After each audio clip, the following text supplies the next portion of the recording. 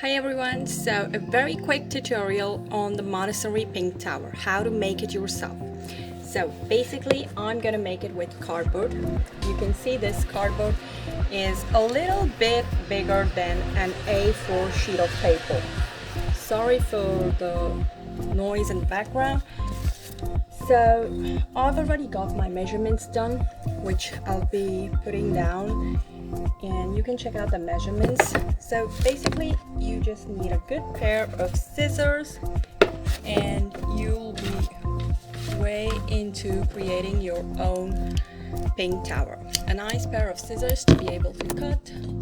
This is what I've used for my markings, a pencil and a ruler.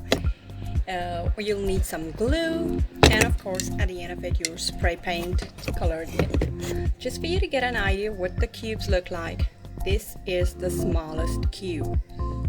So we'll be soon into it. Bye bye.